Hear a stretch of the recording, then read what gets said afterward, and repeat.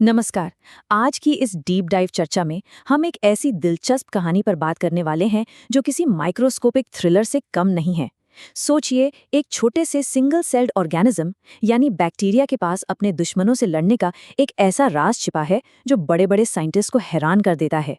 ये बायोलॉजी का एक ऐसा चमत्कार है जिस पर यकीन करना थोड़ा मुश्किल जरूर लगता है, पर यह बिल्कुल सच है। तो सबसे पहला और सबसे बड़ा सवाल यही आता है, आखिर ये बैक्टीरिया इन लगातार और जानलेवा हमलों से खुद को और अपने साम्राज्य को बचाते कैसे हैं? यहाँ बात किसी छोटी मोटी लड़ाई की नहीं, सीधे तौर पर सर्वाइवल की है। एक ऐसी लड़ाई जहाँ एक छोटी सी गलती का सीधा सा मतलब है मौत। Section 1, the bacterial battlefield. इस माइक्रोस्कोपिक युद्ध क्षेत्र में जो सबसे बड़ा दुश्मन है वो है बैक्टीरियोफेज, या अगर आसान भाषा में कहें तो बस फेजेस। दरअसल ये वो वायरसेस हैं जो सटीक तौर पर सिर्फ बैक्टीरिया पर हमला करने और उनके अंदर अपनी संख्या बढ़ाने के लिए ही बने हैं। ये बेहद खतरनाक और तेजी से फैलने वाले इन्वेडर्स होते हैं। और सच मानिए, इन लगातार हमलों से बचना बैक्टीरिया के लिए कोई आसान काम बिल्कुल नहीं है। Section 2, meet the DRT7 machine. यहाँ एंट्री होती है हमारे हीरो की, जिसका नाम है DRT7। अब ध्यान दीजिएगा, ये कोई आम प्रोटीन नहीं है। ये अपने आप में पूरी तरह से तैयार एक डुअल एक्शन DNA फैक्ट्री की तरह काम करता है। इसके पास दो मेन टूल्स हैं। पहला है रिवर्स ट्रांसक्रिप्टेज, जिसे हम RT कहते हैं।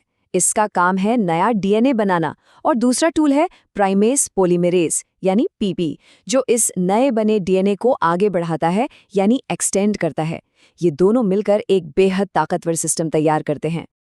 अब इस कहानी का सबसे मजेदार हिस्सा सुनिए। DRT7 हमेशा ऑन नहीं रहता। ये किसी फिजिकल ट्रिप वायर की तरह शांत और डोमेंट पड़ा रहता है। जब ये क्लोज्ड स्टेट में होता है तो पूरी तरह इनएक्टिव होता है। लेकिन जैसे ही कोई वायरल प्रोटीन सेल के अंदर घुसकर इस पर दबाव डालता है, ये तुरंत ओपन स्टेट में आकर एक्टिव हो जाता है और DNA सिंथेसिस शुरू कर देता है। एकदम perfect trigger based defence system है ना, कमाल की बात। Section 3, breaking the blueprint rule. चलिए यहाँ एक प्लॉट ट्विस्ट की बात करते हैं। हम सब जानते हैं कि आमतौर पर किसी भी नए DNA को बनने के लिए एक टेम्पलेट की जरूरत होती है, बिल्कुल वैसे ही जैसे घर बनाने के लिए एक नक्शे या ब्लूप्रिंट की जरूरत होती है, राइट? लेकिन ये DRT7 इन सारे रूल्स को तोड़ देता है। बिना किसी पुराने RNA या DNA ब्लूप्रिंट के ये अपने खुद के ही प्रोटीन स्ट्रक्चर को एक गाइड की तरह इस्तेमाल करता है।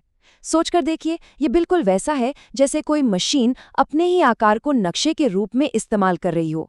इस जरूरी कॉन्सेप्ट को और करीब से समझते हैं। इसे कहते हैं सेल्फ टेम्पलेटिंग, यानी बिना किसी नॉर्मल टेम्पलेट के DNA बनाना।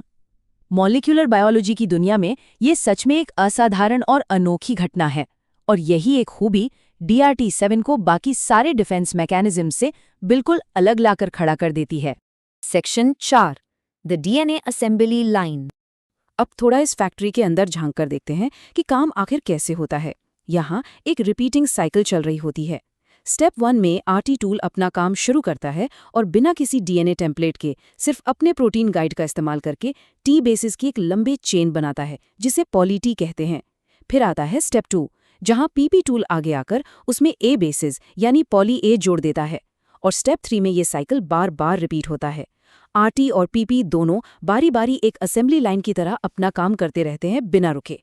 इस कंटिन्यूसली चलने वाली असेंबली लाइन का नतीजा क्या होता है? एक लगातार रिपीटिंग पैटर्न बनता चला जाता है। A, फिर T, फिर A, फिर T। ये बिल्कुल सटीक A और T का पैटर्न ही इस पूरी मशीन का मेन आउटपुट है। अब एक दिलचस्प बात सुनिए। ये जो नया DNA बनता है ना, उसकी कुछ बेहद अजीब कैरेक्टरिस्टिक्स होती हैं।